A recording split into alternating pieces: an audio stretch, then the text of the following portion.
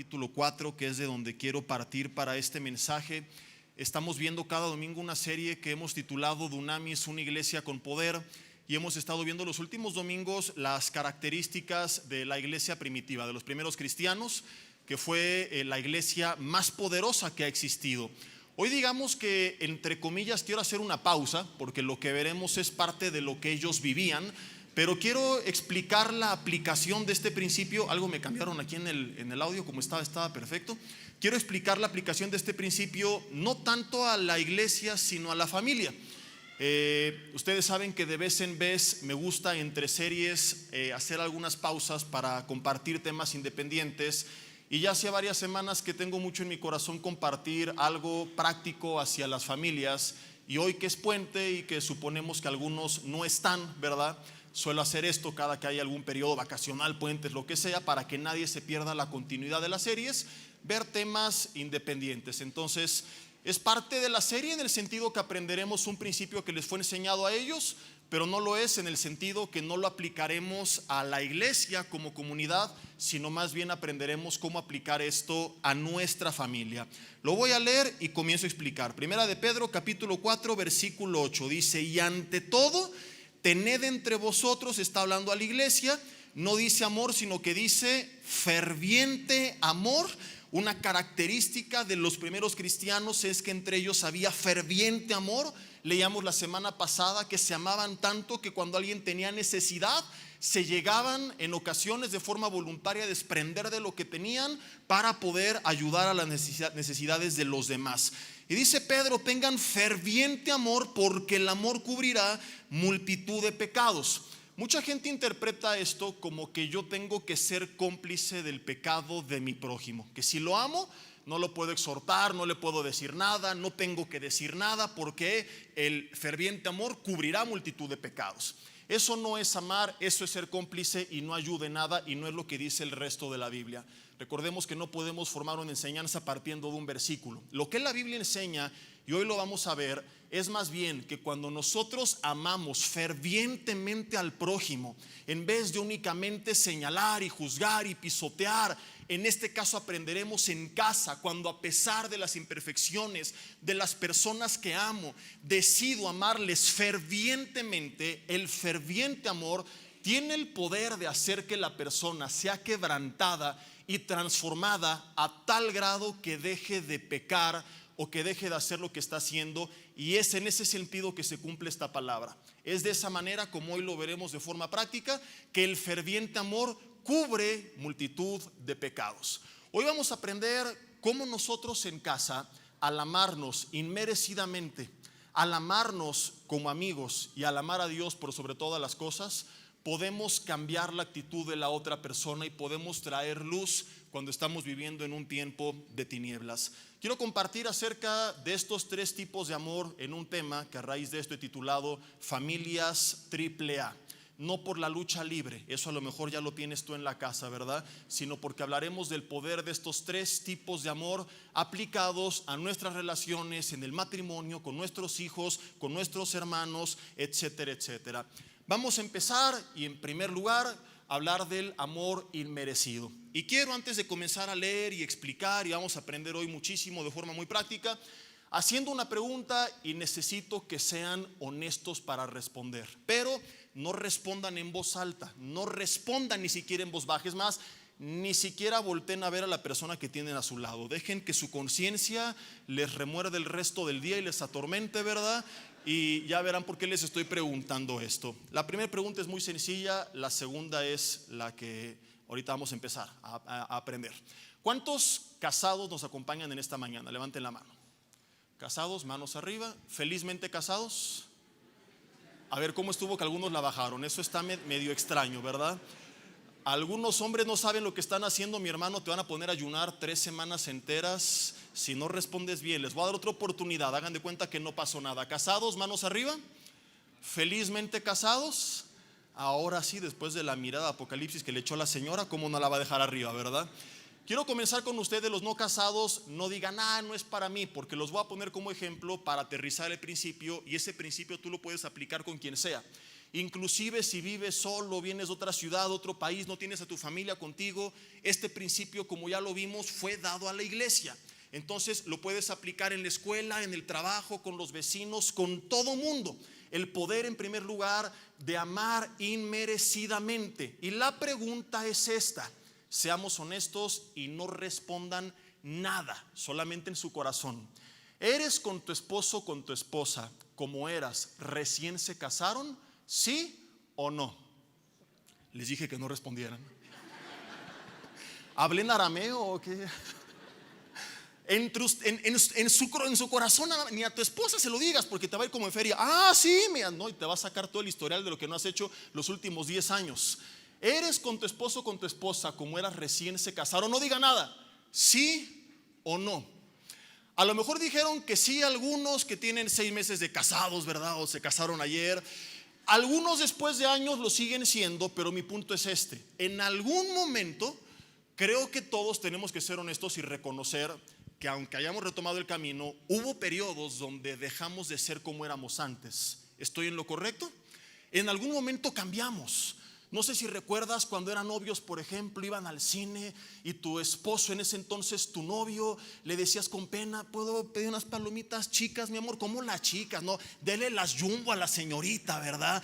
Ya, lo que ella quiera, a ver qué más, otro refresco y nachos. Y tu esposa creía que eras millonario cuando eran novios.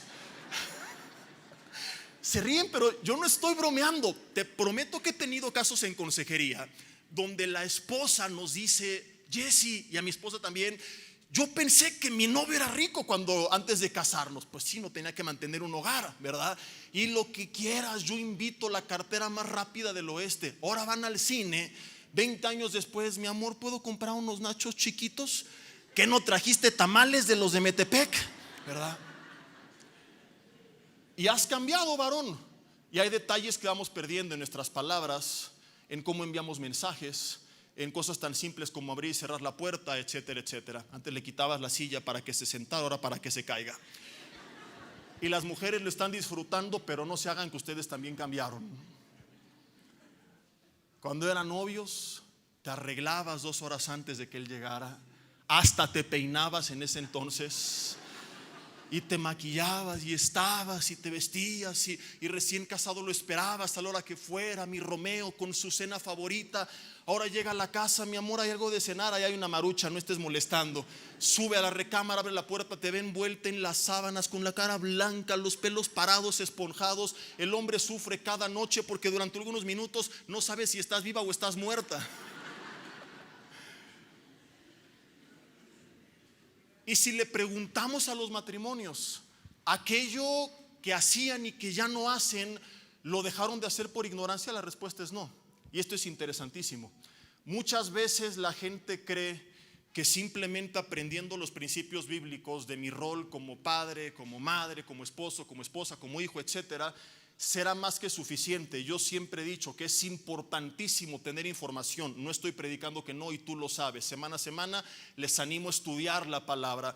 Pero si todo se tratara solamente de conocimiento, el diablo sería el mejor cristiano que existe en todo el mundo, porque él sabe de la Biblia más que tú y que yo. Hasta donde yo recuerdo, sigue siendo el diablo. Digan conmigo: uyuyuy, ay, ay, ay. Porque no se trata solamente de conocimiento. Consejeros matrimoniales terminan divorciados. Dices: es que no sabían lo que tenían que hacer. Sí lo sabían.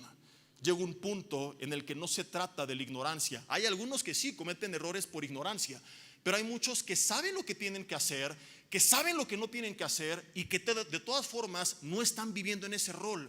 La pregunta es: ¿por qué? Porque tienen información, pero faltan ciertas convicciones y principios que los motiven a poner en práctica esa información. Y de esto se trata el primer punto: el amor inmerecido. Ya sabes tú lo que tienes que hacer, pero no lo haces. ¿Por qué? Porque crees que tienes una buena excusa para no hacerlo. Porque he tenido casos también de matrimonios que les preguntas y que están conscientes de aquello en lo que están fallando, Y que dicen, por ejemplo, sí, pastor, yo sé que la forma de hablarle a mi marido no está bien. La Biblia me dice que lo respete y no lo estoy haciendo. Pero si viera cómo él se comporta conmigo, entonces la hermana sabe en lo que está bien y lo que está mal, pero cree que debido al trato de su esposo ella tiene una justificación para entonces pagar mal por mal. Y voy con el hombre, oye, tu esposa dice que eres muy áspero con ella, ¿esto es cierto? Pues sí, pastor, soy muy áspero, pero es que la viera cómo se pone, es fan del club de Jezabel y tiene el póster ahí en su cabecera y cómo me amenaza y cómo me mira, es una vieja bruja. La hermana, es cierto, sí, soy una vieja bruja, pero es que él tiene aquí el 667 en la frente, la hermana es 666, no, él se pasa de bestia. Y los dos saben que están mal, pero fíjate esto, ambos creen que tienen una buena excusa. Y sucede lo mismo en todos los roles en casa. Sí, no, yo sé que no estoy siendo el hermano que tengo que ser, pero es que mi hermano se mete en mis asuntos, me perdió cosas, me tomó mi teléfono, se metió a mi cuarto. Sí, sé que no soy el hijo que tengo que hacer, pastor, pero mi papá no me dedica tiempo, no me ama, no me entiende, solo es regaño y gritos y no hay tiempo y no hay convivencia. Sí, no le dedico tiempo, pero es que viera él cómo se pone y lo flojo que es. Y empezamos en un círculo vicioso de me la hiciste, te la regreso, me la regresaste, te la devuelvo. Y no se trata de ignorancia de cuál es nuestro rol, se trata que creemos que tenemos una buena excusa.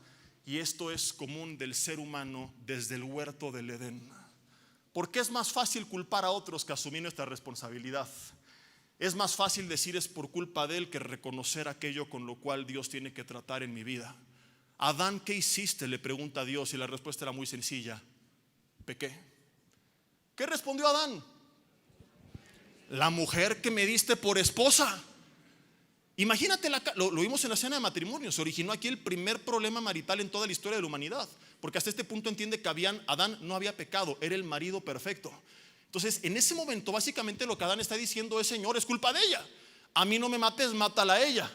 Entonces imagínate lo que sintió Eva, cuando una noche antes Adán seguramente no decía lo mismo, ¿verdad? Pero en este momento le está culpando a Eva. Y va con Eva a Dios, se va, ¿qué hiciste? Y la respuesta también era muy sencilla: pequé. ¿Pero qué hizo? Como no había hombre a quien culpar sobre la faz del planeta Tierra, muy sencillo, la serpiente me engañó. O sea, si no es el marido, es el diablo, pero yo no fui, a mí que me esculquen. Y eso hace la gente, culpa a los demás. Una madre de familia hace unos meses me decía: pastor, pobrecita de mi hijita adolescente, se embarazó de su novio, es que los tentó el diablo. Le dije: no, mi hermana, la tentó el novio y la tentó de más, no sea inocente, por eso está embarazada. El diablo no es omnipresente, quizá ni sabe que existimos, pero Eva y Adán prefirieron buscar a quien señalar en vez de asumir su responsabilidad. No creamos que fue algo exclusivo de ellos. Pasan 4000 años aproximadamente y en Juan capítulo 5 aparece Jesús en escena. Un lugar que se llamaba el estanque de Betesda, donde a veces un ángel descendía, el agua se movía y el primero en entrar, cuenta la Biblia, era sanado. Había un hombre ahí que tenía más de una década lisiado de ambas piernas. No podía entrar al estanque porque siempre que él iba, obviamente no podía ir rápido, alguien le ganaba. Jesús se presenta y le hace una pregunta: ¿quieres ser sano? ¿Cuál es la respuesta? Sí, quiero ser sano. El hombre intenta explicarle a Jesús por qué está enfermo. El problema no es su explicación o que intentó explicarle, sino que lo hizo mal.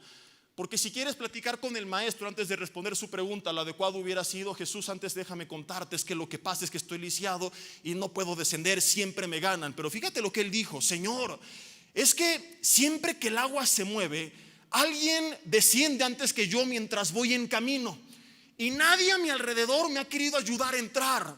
Fíjate lo que había en su mente, su psicología. O sea, no, Jesús, ¿cómo que si quiero ser sano? Yo no necesito tanto de tu ayuda.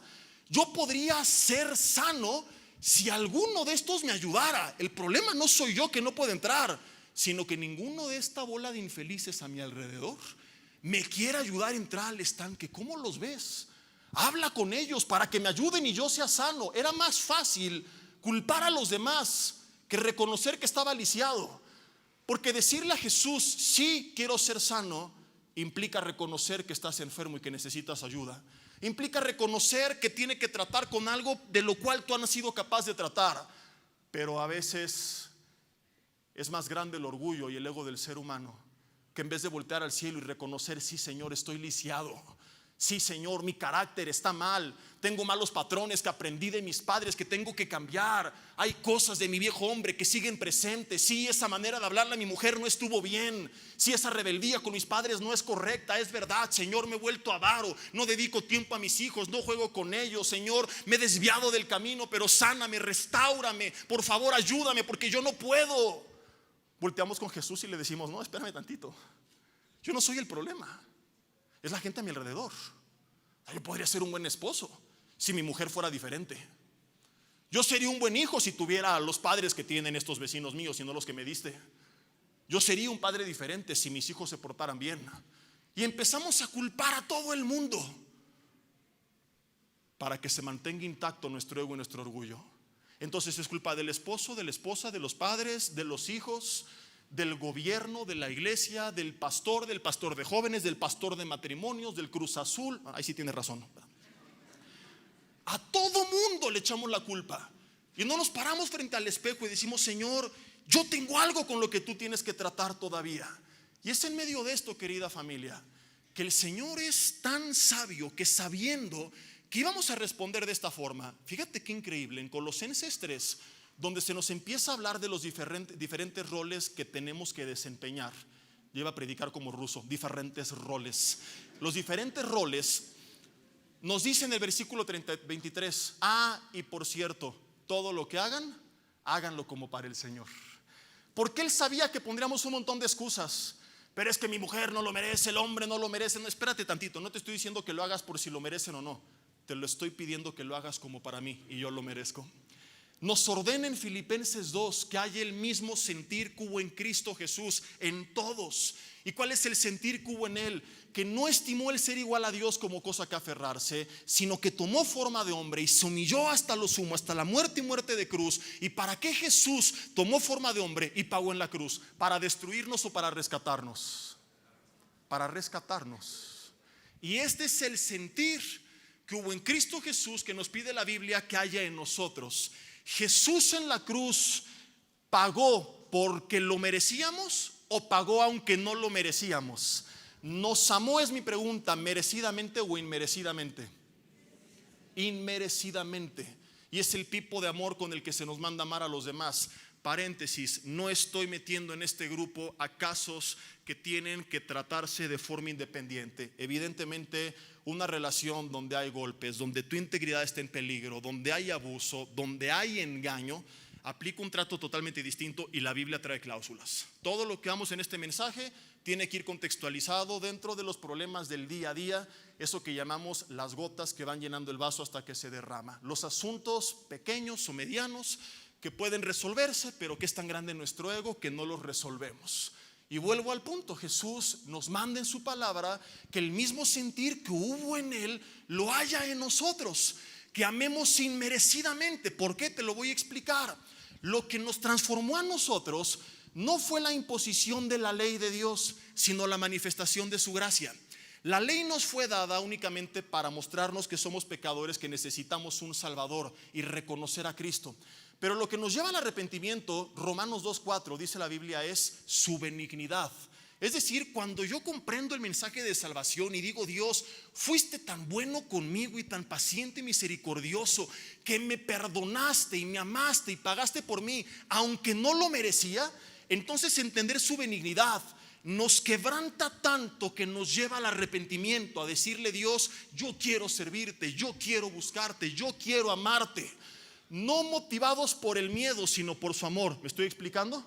Dice Primera de Juan, para ser más claro, en el capítulo 4, versículo 19, que nosotros le amamos porque Él nos amó primero.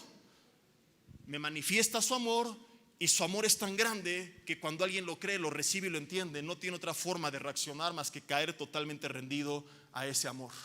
Entonces el Señor nos conquistó amándonos inmerecidamente. Escucha lo que te voy a decir.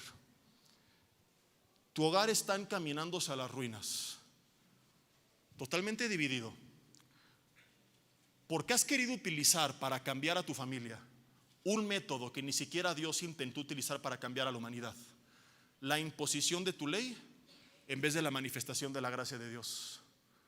O sea, como no cumpliste con mis expectativas, si no hiciste lo que quería que hicieras, si no hiciste lo que te dije, me siento tan ofendido y creo que tengo el derecho de entonces pagar mal por mal. Pensamos que podemos llegar a ser más justos que Dios. Estamos al hacer esto intentando ser más justos que Dios. Y te dejo de hablar y te hago la ley del hielo hasta que no cumplas con mis expectativas. Y empezamos sin darnos cuenta a entrar en este círculo vicioso en vez de darnos cuenta que amando inmerecidamente podemos quebrantar el corazón de la persona y que sea tan redarguida que como Jesús nos cambió a nosotros con su amor, la gente que nos rodea al ver que les amamos aun cuando no lo merecen, van a empezar a cambiar. Y te lo voy a demostrar con un pasaje que lo habla de forma explícita. Antes quiero explicar un poquito más esto. Romanos 12:21 dice: no seas vencido de lo malo, vence con el bien el mal. Si yo apago la luz hoy en este lugar a las 8 de la noche y estamos reunidos y les digo en el micrófono: por favor, llévense las tinieblas, ¿esto se puede? Quiten la oscuridad. No se puede. Lo que regularmente decimos es: prendan la luz, porque las tinieblas son solamente el resultado de haber apagado la luz. Y es lo que la Biblia está enseñando y no hemos entendido. Es que, pastor, tú no conoces a mi hijo, a mi esposa, a mi padre. Está en tinieblas. Perfecto. Tinieblas de él más tinieblas tuyas. ¿Cuál es el resultado? Tinieblas. Si sigues pagando mal por mal, habrá más mal y nunca van a salir de ahí. Y es en este momento que Dios dice: alguien tiene que tener la madurez, alguien tiene que tener la humildad de pararle al círculo vicioso y no ser parte de las tinieblas, sino añadir luz a las tinieblas. Y nosotros supuestamente somos la luz del mundo. Entonces tenemos que empezar a amar inmerecidamente, a dar aquello que a lo mejor tú crees hoy no lo merece, porque hoy no respondió tu mensaje como tú lo esperabas, porque la forma de hablar no fue correcta. Pero en vez de quedarte en tu orgullo y en tu ego ofendido y pagar mal por mal, decir: voy a pagar sus tinieblas prendiendo la luz, como Cristo lo hizo, amando inmerecidamente. Entonces, por ejemplo, jóvenes, una tarde que tu mamá te pide, después de haber comido, lavar los trastes, y que regularmente, ¿cómo responden algunas señoritas? ¿Cómo responden en esta iglesia? Claro que sí, mami. ¿Algo más, mujer de Dios? Un día estaba en una casa con una familia que nos invitó a comer. Le pidieron esto a la hija y yo pensé que estaba endemoniada. ¿Por qué? Dile a mi hermano que los lame el perro, que no sé qué, que nada. Yo dije: Satanás, suéltale en el nombre de Jesús, sal. No, tranquilo, pastor. Así se pone cada que le pedimos que lave los trastes. Y platicando con algunos jóvenes nos damos cuenta que están enojados con sus padres. Entonces, ellos saben que están mal, pero creen que tienen una buena excusa. Que mi papá no me entiende, no me dedica tiempo, solamente me regaña y me grita y no me da dinero y no me deja. Y están encapsulados en su pensamiento.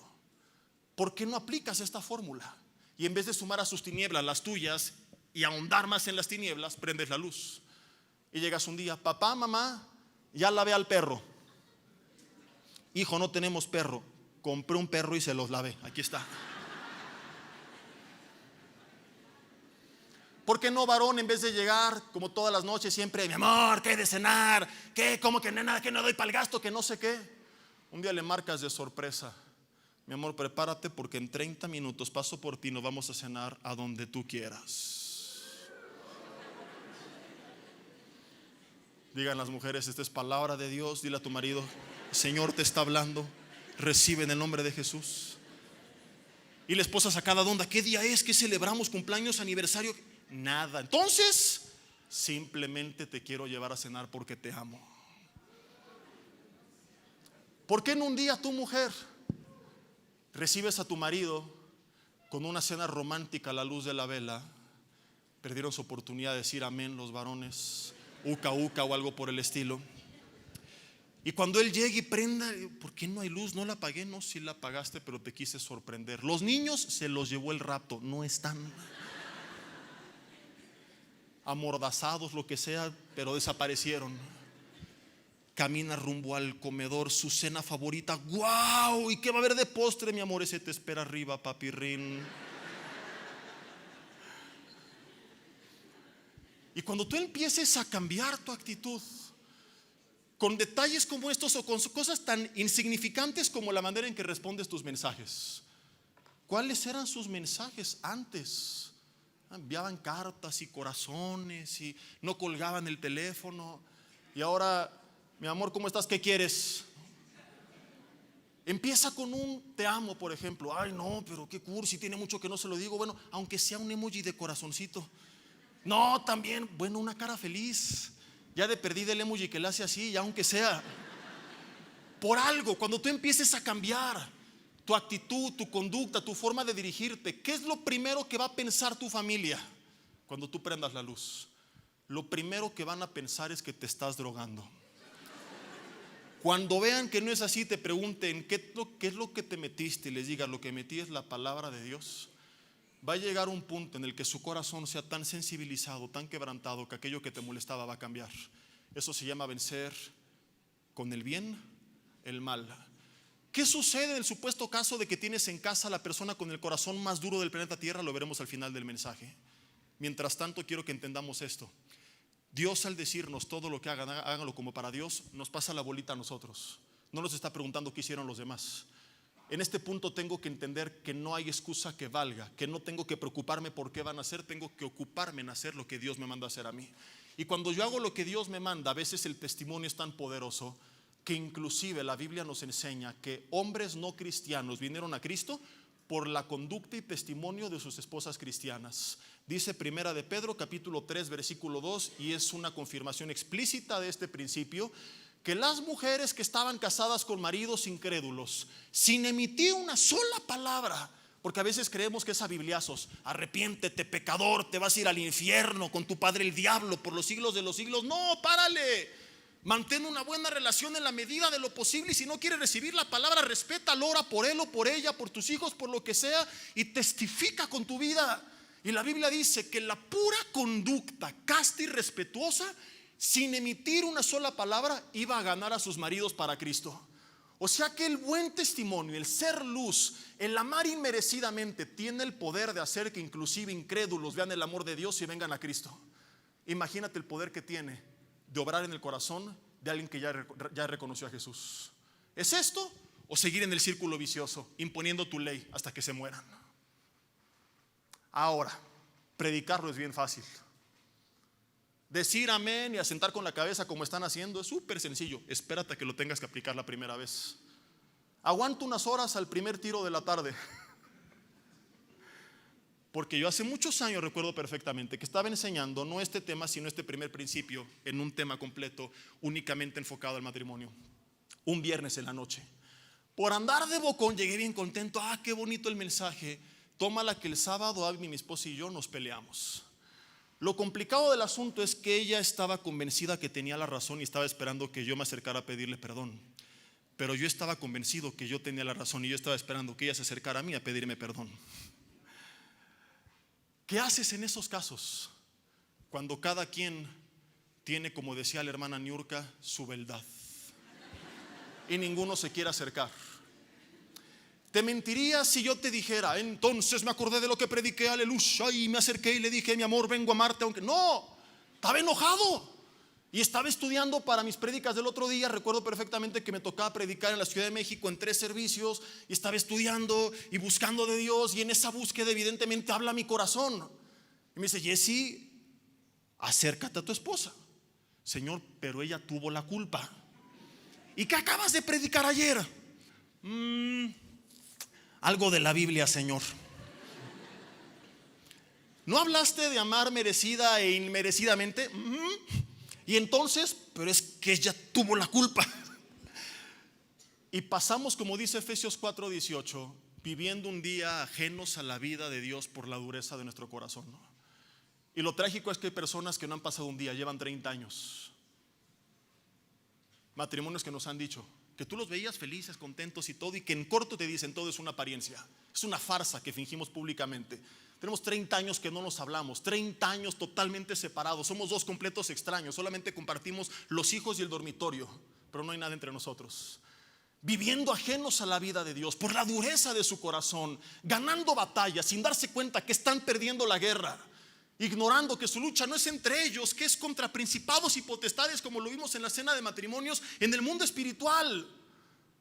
Y llega el domingo y estoy predicando y un mensaje y otro mensaje y otro mensaje, Y cuando tú estás en comunión con Dios, aunque estés mal, Dios te habla. O sea, lo que quiero decir, haciendo un paréntesis, hay mucha gente que a veces cuando está en pecado se siente indigna y se aparta de Dios. Es lo peor que puedes hacer, porque te vas a endurecer. Y si con Dios te fue difícil, sin Él será imposible. En cambio, cuando tú te acercas y cuando dices, Señor, caí, estoy fallando y desanimado, pero no me suelto, Él te levanta. Entonces, a pesar de que no estaba bien esa actitud, el estar en comunión con Él hace que Él siga hablando. Y vuelve otra vez a hablar a mi corazón. Jesse, acércate a tu esposa. Señor, le dije, vamos a hacer un trato. Le voy a dar de aquí al miércoles a ella. Si el miércoles no se acerca, yo voy a buscarle el jueves. Te prometo que así se lo dije. Y casi pude imaginar a los ángeles del cielo volteando con el Padre diciendo, oílo.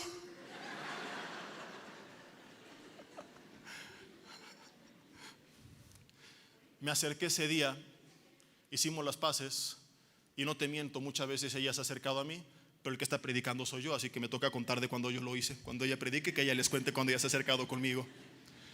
Y hemos aprendido que nos tenemos que amar cuando lo merecemos y que nos tenemos que amar cuando a veces no lo merecemos tanto. Aclaro, como lo dije hace rato y quiero enfatizar, sin incluir aquí ciertas cláusulas. Hay cosas que no podemos permitir y donde este principio ya no aplica. Estoy hablando de los asuntos del día a día. El amor inmerecido tiene el poder de neutralizar la fuerza de las tinieblas, prender la luz y cambiar aquello que no estaba funcionando. Tiene el poder de llevar a personas que no están en Cristo a Cristo. Tiene el poder de quebrantar, de redarguir, de decir, no es posible que esté siendo tan buena persona y que yo siga actuando así. Y en algún punto, cuando te vean a ti como hijo, como hermano, como padre, como madre, haciendo lo que Dios te manda, su corazón va a ser quebrantado y aquello que no te gusta va a cambiar. Segundo tipo de amor, el amor de amigos. Y esto aplica para toda la familia. No quiero entrar en polémica de si padres e hijos tienen que tener el título de amigos o no. Yo no veo un problema en ello siempre y cuando no se pierde el respeto, porque lo veo con Dios. Es mi Padre, es mi Señor, pero también le llamó a Abraham su amigo, y Jesús dijo, ustedes serán mis amigos si hacen lo que yo les mando. Pero olvidémonos del título. La relación es a lo que me refiero. Eso tiene que haber en casa. Hay muchos hogares que están enfrascados en la rutina y llegan y la tarea y la comida y la casa y la limpieza y más tarea y las cuentas y los pagos, y así están todos nada más. Y los niños y la tarea y la escuela y tu cuarto y recoge, y los esposos y las cuentas y los pagos y los niños. Y han caído, como decía en una de sus últimas alabanzas la hermana Shakira, en la monotonía. ¿Sí te acuerdas? ¿Cuánto le escucharon? Levanten la mano. Toda la bola de paganos. No es cierto, los estoy molestando. Y un meme decía, si Piqué y Shakira cayeron en la monotonía con los millones que tenían, imagínate lo que le espera a uno. Pero es una realidad. Casi que la inspiró el Señor para hablar a los matrimonios, ¿verdad? No es cierto, estoy molestando, no la inspiró el Señor. Caemos en casa con nuestros hijos, con nuestros hermanos, con nuestra pareja, en una monotonía, en una rutina que empieza a fastidiar la relación, porque este es el punto. Hay muchos que después de la primera verdad dicen, ok, sí, Jesse, lo he intentado hacer, pero hay un problema. Ya no es lo mismo de antes. Ya lo había escuchado, vino un congreso y fui a una reunión, Dios me habló y me intenté acercar, pero es que ya no sentimos lo mismo de antes. Y quiero otra vez poner primero como ejemplo a los matrimonios. Es muy común que te digan, ¿sabes qué? Ya desde hace algunos años no sentimos lo mismo que sentíamos antes. Una vez uno me dijo, es que pastor, pues no sé cómo explicarlo, pero se apagó la chispa. Yo tuve una concordancia bíblica y dije, voy a buscar la palabra chispa, a ver qué es lo que dice Dios acerca de la chispa. A ver si hay un pasaje que diga cómo encender la chispa, o malditos sois con maldición por cuanto apagaron la chispa, yo Jehová, o algo por el estilo. Y no encontré nada que hablara de la chispa, pero al estudiar me encontré con cosas interesantísimas. Y es que aquello que dejamos de sentir es simplemente el resultado de lo que dejamos de hacer. Voy a repetir, lo voy a explicar con la Biblia y con la ciencia. Podrás estar o no de acuerdo, pero no lo puedes debatir, porque no solo es bíblico, también es científico. Aquello que dejamos de sentir es solamente el resultado de aquello que dejamos de hacer. Nuestro cerebro funciona de una forma increíble. Cuando recibe señales, libera químicos, hormonas o neurotransmisores según la señal que está recibiendo, y esas hormonas producen ciertas sensaciones y efectos en nuestro cuerpo. Por ejemplo, tú compras algo que te gusta y al recibir la señal el cerebro libera dopamina, la hormona del sentirse bien, y te sientes contento.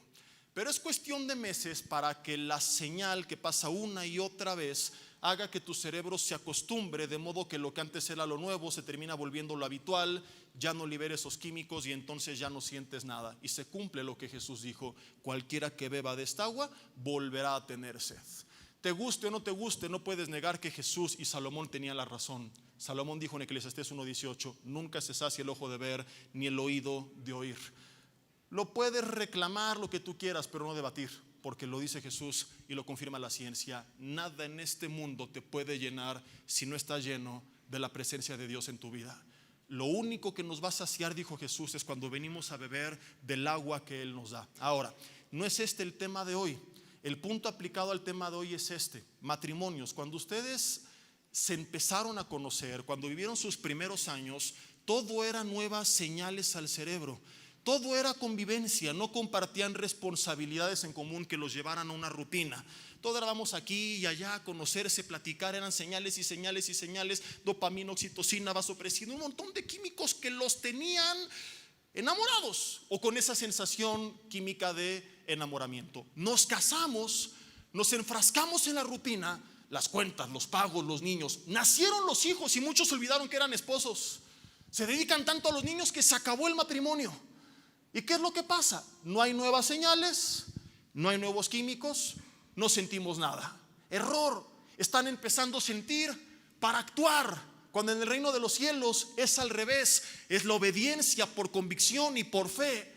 Y la obediencia hace que vengan de forma automática los sentimientos. No podemos, querida familia, amigos que nos acompañan, vivir la vida basando lo que hacemos en emociones, porque sería un caos. Y en el día a día no es así como vivimos. Pero de repente en las cosas más importantes nos volvemos locos y lo hacemos de esta manera. Cuando te llega una cuenta, por ejemplo, ¿tú sientes muchas ganas de pagarla? Dices: qué alegría, día de pagar las cuentas, gloria a Dios. Yo recuerdo un invierno que tuvimos el calentador, bueno, yo lo tuve toda la noche ahí, y todo diciembre y todo enero, y cuando llegue el recibo del bimestre en febrero era 10 veces más alto que lo que recibí en todo el año, y créeme que no me dieron muchas ganas de pagarlo. No lo vi, dije: gloria a Dios, 10 veces más. Yo pensé que era un ataque de Satanás, dije: te reprende el nombre de Jesús, esta es una mentira, no la recibo. Yo no lo quería pagar, pero ¿qué sucede si no lo pago? Me cortan la chispa.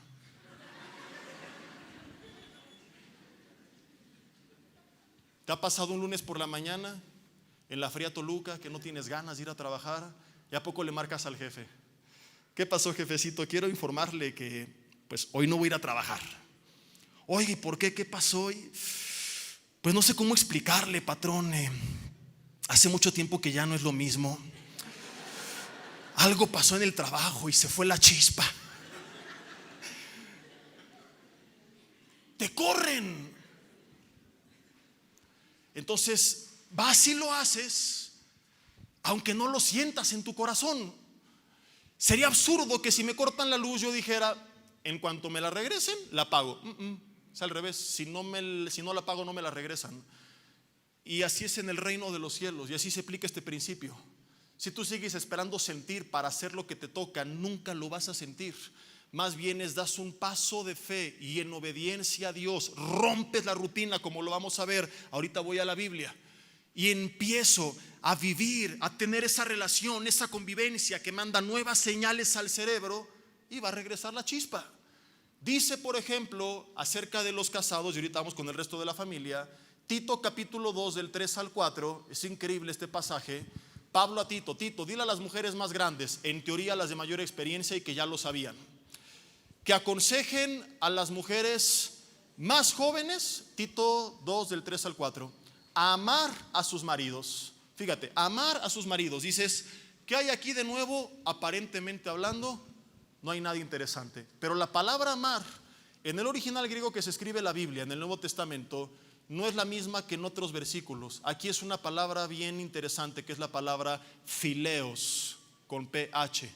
Volteen al frente, luego en el versículo. Bueno, está bien, léanlos. Ahí está, ¿ya lo vieron? Aunque dice muy feo, dice las viejas, ¿no? ¿Qué versión pusieron? ¿La del Chilango habla hoy o cuál están viendo ahí en las pantallas? Pero bueno, ahí le enseña a las más grandes. Ahí dice Qué manchado el traductor, ¿eh? Ahí se pasó de rosca, pero bueno, hay que poner otra versión.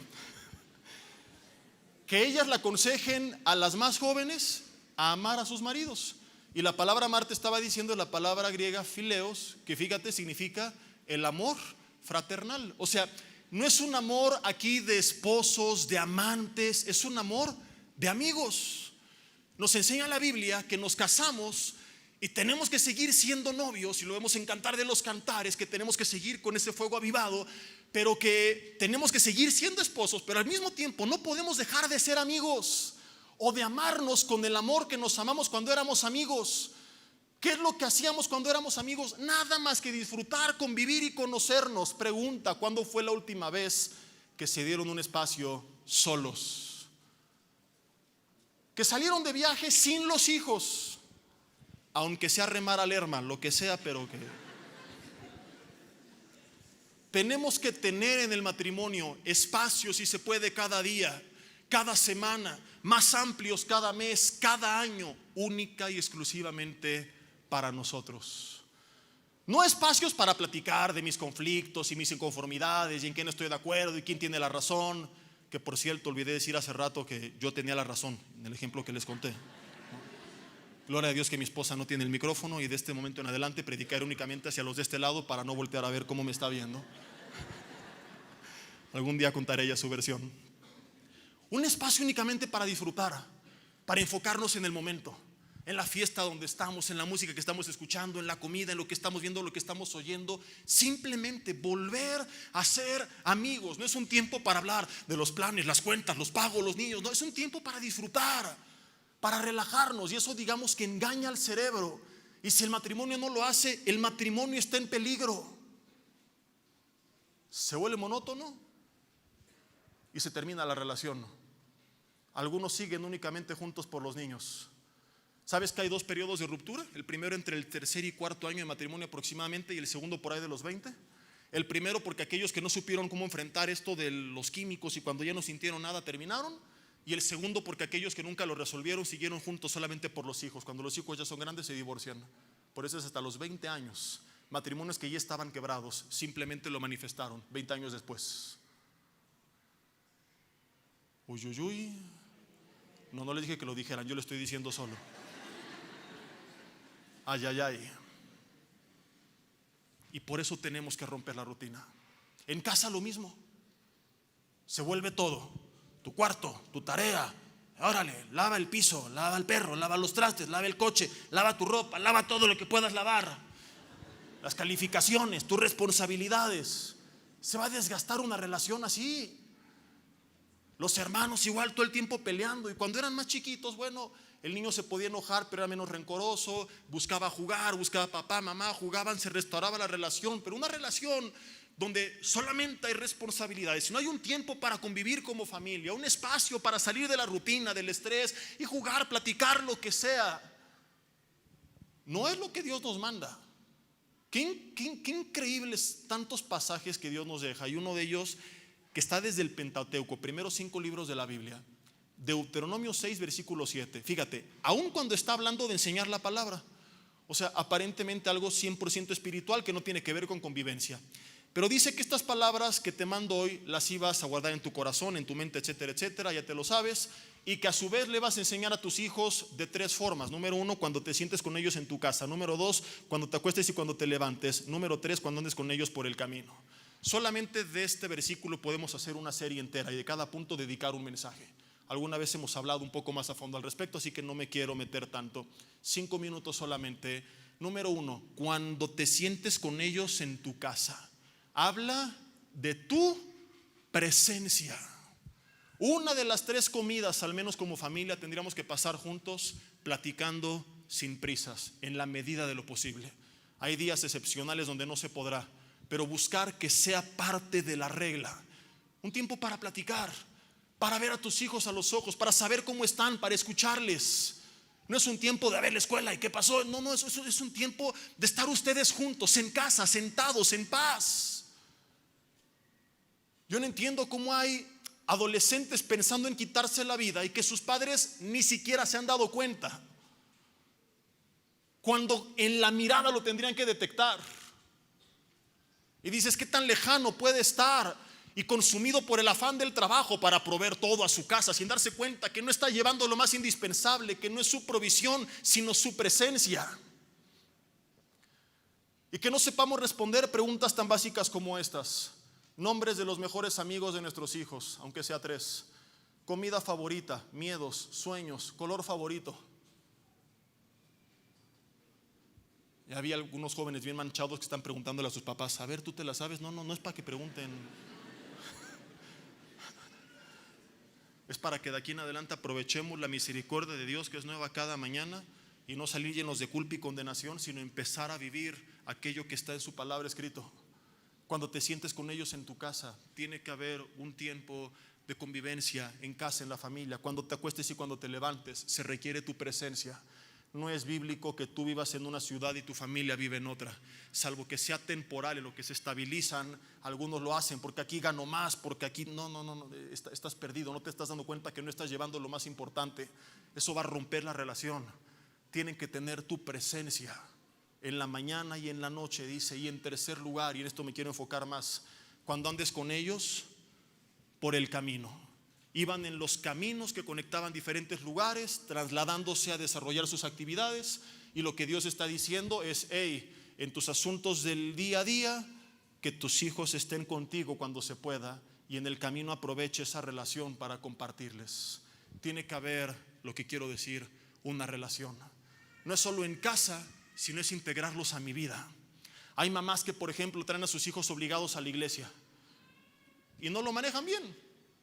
Tienes que venir, porque si no, el diablo te va a jalar las patas, y porque soy tu madre y te obligo y te callas. Si tú no te interesas en su vida, ¿por qué crees que él sí va a interesarse en la tuya?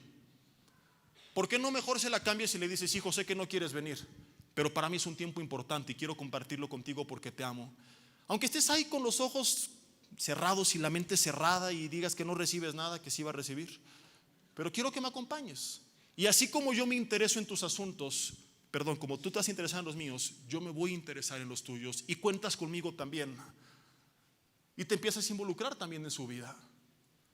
Entonces a lo mejor él vendrá contigo a la iglesia los domingos, pero tú tendrás que acompañar a tu hijo adolescente al cine a ver Rápidos y Furiosos 16 o algo por el estilo.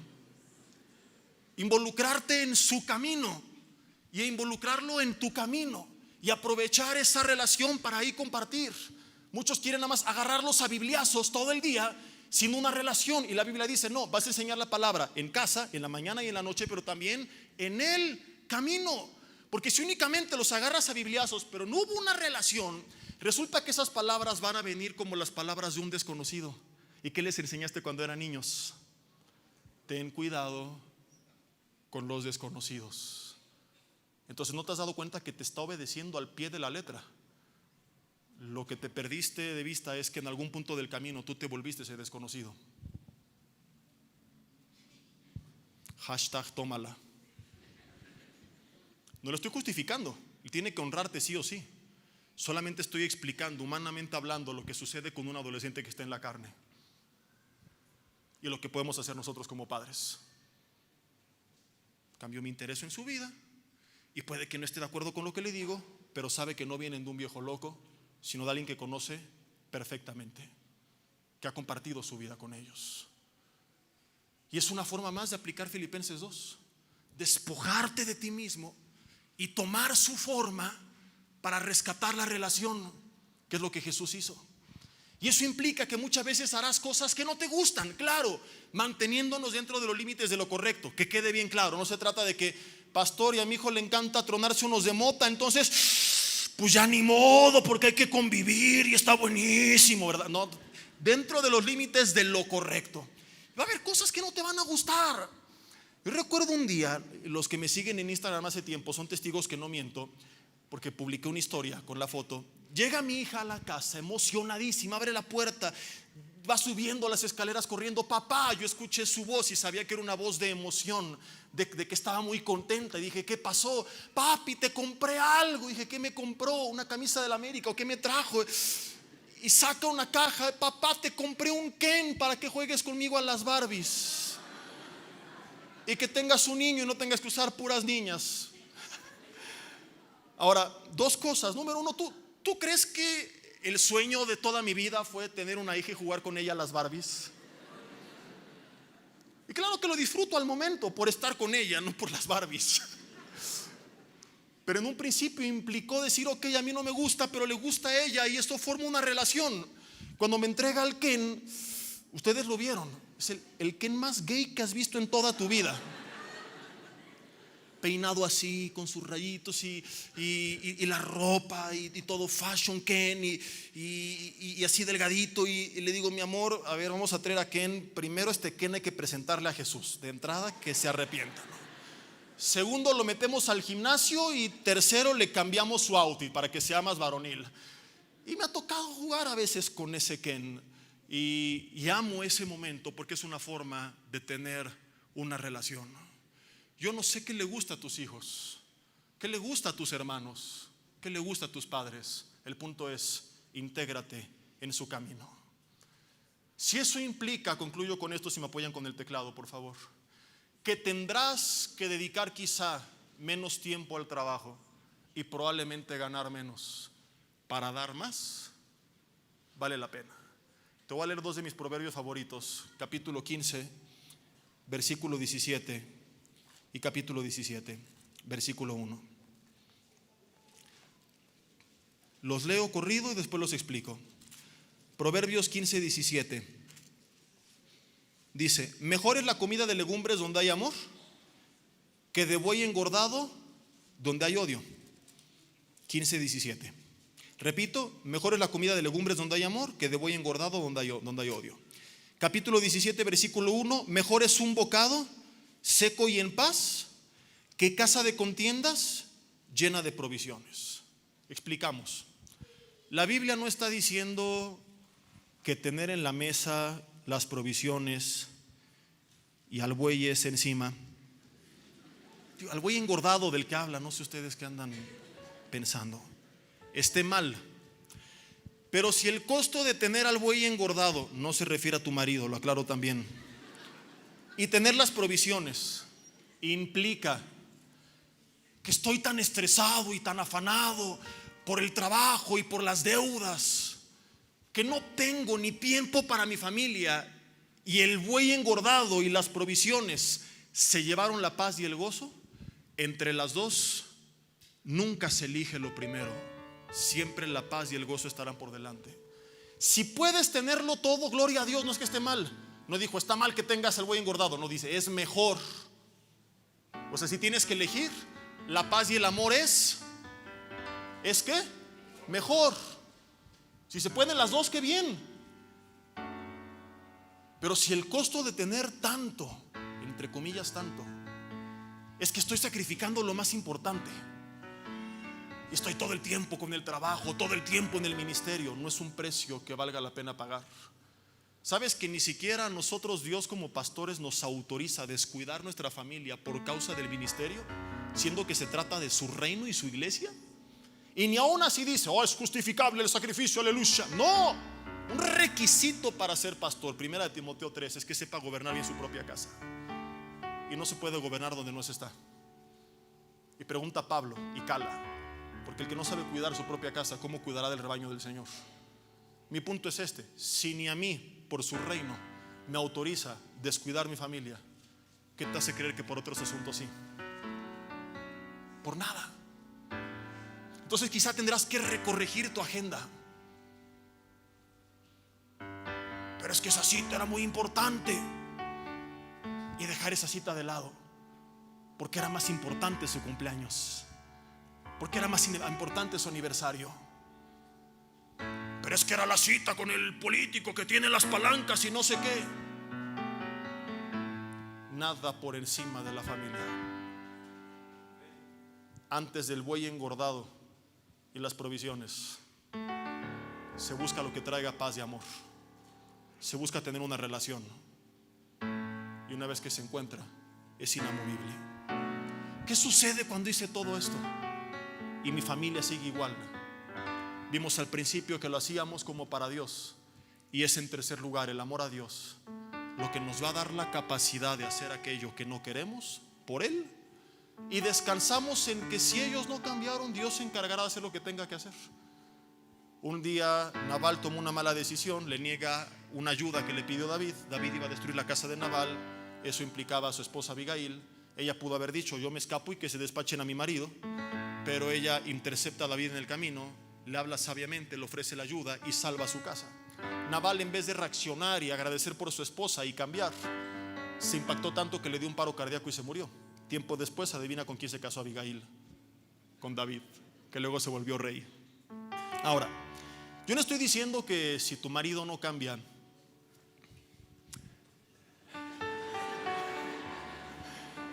Dios lo va a matar y te vas a casar con lo más cercano al rey, que en este caso sería López Obrador.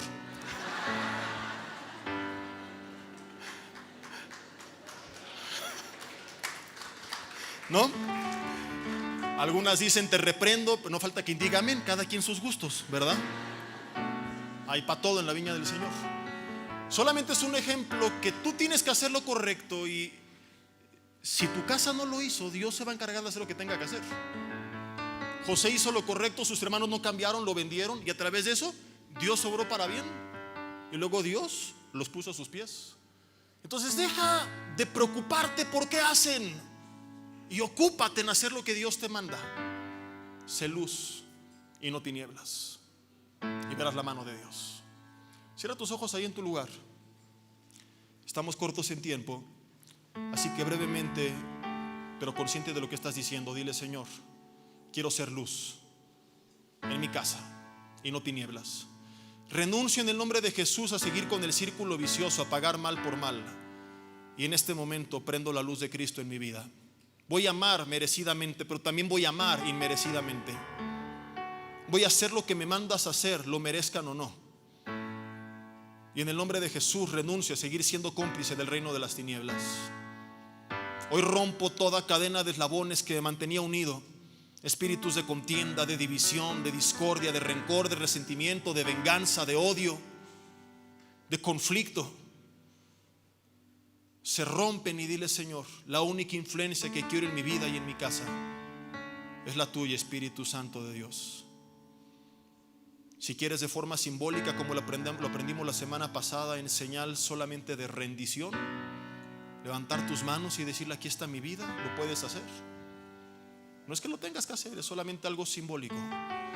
Es mostrarnos abiertamente a Dios, rendidos e indefensos, y decirle: aquí estoy. Dile: aquí está mi casa, aquí está mi familia. Llámales por su nombre. Dile: Dios, bendíceles, obra en ellos, haz tu voluntad, trae a ti a aquellos que no te conocen. Convénceles de pecado, Espíritu Santo de Dios. Hoy decido dejar de desgastarme y los pongo en tus manos, confiando en que tú harás lo que tengas que hacer. Pero lo que ellos hagan no va a cambiar lo que yo haga. Yo voy a hacer lo que tú me pides, porque antes que cualquier cosa te amo a ti, y tú siempre mereces lo mejor de mí. Dile: Señor, perdón si he abierto puertas al enemigo en mi familia. Hoy te pedimos que sea únicamente tu presencia en nuestro hogar quien reine, quien traiga restauración, quien traiga vida, quien traiga alegría. Dile: Señor, perdón si le di el primer lugar al buey engordado, a las provisiones. Hoy elijo la paz y el amor. Hoy te elijo a ti antes que cualquier cosa. Buscaremos esos espacios inamovibles para que, independientemente del término que decidamos usar, seamos amigos, para que haya una relación. Dile: Dios, dame fuerza y vida para disfrutar con mi familia. Y no solamente díselo, al rato busca a tu familia. Acércate a tu hermano, acércate a tus padres, acércate a tus hijos, acérquense esposos, y busquen cómo crear estos espacios. Hagan nuevamente su agenda, transformen su calendario. Dile: Señor, enséñanos al sentarnos en la casa, al acostarnos y levantarnos, al andar por el camino, a pasar tiempo juntos y disfrutar de la vida que tú nos has dado. Vamos a hacer lo que sentimos, pero también vamos a hacer lo que no sentimos, en obediencia, creyendo que un paso de fe, Señor, hará que aquello que no sentíamos vuelva nuevamente. Dios, yo oro por las familias de tu iglesia, que tú traigas sanidad y restauración, que todo rencor y resentimiento, todo corazón herido, Señor, sea sanado en el nombre de Jesús. Que seas tu Espíritu Santo de Dios moviéndote en cada lugar, trayendo convicción.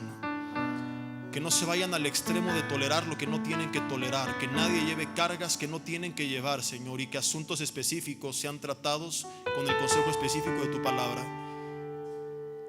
Hablo y oro, Señor, de aquellos que han ido desgastando sus relaciones con los conflictos cotidianos del día a día que tenemos todos. Que hoy, Señor, podamos bajar la guardia y se termine todo orgullo y soberbia, y que no seamos como este hombre del estanque de Betesda. Que hoy podamos pararnos frente a ti y decirte: sí, Jesús, estoy enfermo y necesito que me sanes. Y dile conmigo: sáname, Jesús. Cambia mi forma de pensar, mi forma de hablar, de tratar, de actuar. Quiero ser como tú. Dile: Señor, si he sido egoísta, cámbiame. Si he sido frío, cámbiame. Enséñame a amar, a pasar tiempo con mis seres queridos, con mi familia, a reflejar tu luz. Quita todo aquello que te estorba y glorifícate a través de mi vida. Dile: Señor, elimina todo aquello que no viene de ti, malos hábitos, malas conductas que aprendimos de nuestros antepasados, errores que aprendimos en la vida, Señor. Hazlo nuevo. Hoy renunciamos a toda excusa, hoy renunciamos a todo pretexto y reconocemos nuestra necesidad de ti. No es nuestra familia la culpable, no es el gobierno, no es el trabajo, no es la ciudad, no es la iglesia. Asumimos nuestra responsabilidad, no para llenarnos de culpa, sino para creer, Señor, que tú lo puedes cambiar. Porque el que está en Cristo, nueva criatura es, y las cosas viejas pasaron y tú las haces todas nuevas. Dile: renuévame, Jesús, renuévanos, Señor. Que así se ha hecho, te lo pedimos en el nombre de Jesús. Amén y amén.